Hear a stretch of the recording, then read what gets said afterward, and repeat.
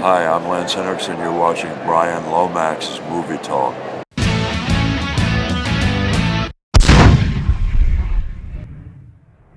Transporter Refueled is the fourth in a franchise that, quite frankly, has gone on longer than anybody really expected. And in this time, it sees Ed Skrein, I don't really know how you pronounce that name, taking on the role of Frank Martin, originally played by Jason Statham. In the film, Martin is hired by a load of women to basically bust a human trafficking ring. He doesn't know that to begin with, but there you go. He's kind of double-crossed in a way. He's forced to break his rules, kind of, but not really. And it's all just a little bit kind of plodding. The plot is, well, it's kind of what you expect from a Luc Besson penned script. Completely lacking in logic and just a never-ending excuse for throwing different kinds of action at the screen. I've got no problem with Skrein in this film. Skrein. How do you pronounce that name? Skrein. I'm going to call him Skrein. Skrein does a pretty decent job in the role of Frank Martin. It doesn't quite have the physicality that Statham brings. He's not quite as convincing in that regard, but he can act just about as well. I mean, I know that's not saying much. Statham isn't exactly a top-tier actor, but he did have the physicality. You did believe him in the fight sequences, and I pretty much believe Skrein in the fight sequences in this film. So on that note, he takes over the role quite adequately, I think. But what I will say is this: the director, Camilla Della Mare, suffers from all the same tics that the director of the third film, Olivia Megaton, suffered from, in when he has to shoot action like this.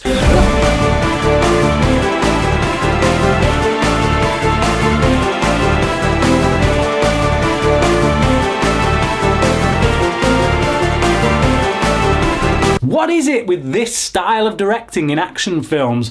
Let us see what is going on. I want to be able to see wide shots of Skrein or whatever actor, Statham, whoever it is, being in the fight sequences. You've got these actors who can do the physicality, who can do the stunt work, but we can't see it because you're not allowing us to with ridiculous editing. Something else that I take issue with in this film, that I've come to take issue with in a lot of Luc Besson penned scripts, is the way he treats women. I hate the way he treats women in his films.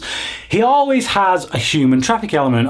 Certainly in many of his films he has. The first Transporter did, the Taken films have, and now this one. I'm pretty sure there was something in a few other of his films. Is this an issue for him that he's trying to bring attention to the rest of the world? Does he want people to look at the issue of human trafficking seriously? Because if so, he's not going to do it with a film like this, in which former human trafficked women still look absolutely gorgeous, have no kind of psychological issues, and use their sexuality in a way that kind of helps them reach an end goal. It's completely unbelievable, and it's complete tosh, quite frankly, and it does a disservice to the issue of human trafficking. So the mentality there behind the writing, I just don't get on board with at all. Not to mention the fact that the camera leers over these women so often that we're kind of put in the position of looking at these women as sex objects and kind of going along with it. Almost like we're asked to enjoy that part of the filmmaking process, when in actual fact we should be looking on that culture, the people who traffic these women, with disgust, and not actually ourselves becoming like them. But the way that it's filmed doesn't allow that to happen, because it doesn't pay enough respect to the larger issue at hand. Now, as I said, there's a lot of action in this that is quite illogical. It's just not a lot of thought has gone into it. One sequence in particular that really stands out is a scene in which Frank Martin gets out of his car, allows it to coast along so that he can go out and beat up these bad guys. But they're not really in his way. He doesn't beat them up to get to something. At one point I thought he was actually trying to bring them down so that he could open this gate so that his car could get out. But once he takes them all out, he gets back in his car and crashes through the gate. So what was the point of getting out to beat all these guys up? I will say that the female cast in this is much better than the previous actresses that have appeared in this franchise. The women in these films have always been really annoying. Most of the time they just can't act and they have really dodgy accents.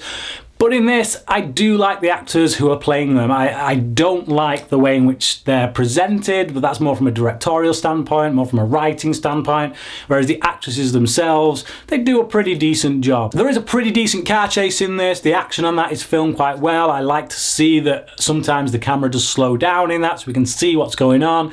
We see the impact of the cars hitting one another, but it's just not quite enough. I would have liked more of that throughout the film. I really enjoyed the first film in this franchise. Yes, it's rubbish, it's completely throwaway action, but I enjoyed it on a very base level. And the second film as well had that same kind of excitement about it. The third one, while it had a decent villain and it was good to see Statham back, I didn't like the way it was directed, but this film is even worse. As I say, that's not down to the actors. I think all the actors on here do an adequate job for what this film requires, but please, better writing, better directing if you want this series to continue. I give this film a 4.5 out of 10. So if you've seen the film, comment below and let me know what you think of Skrein in the role. Do you think he does a disservice to what Statham did, or are you quite happy to see him continue in this role? Until next time, thanks for watching.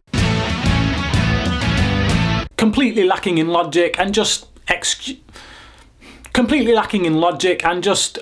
oh man!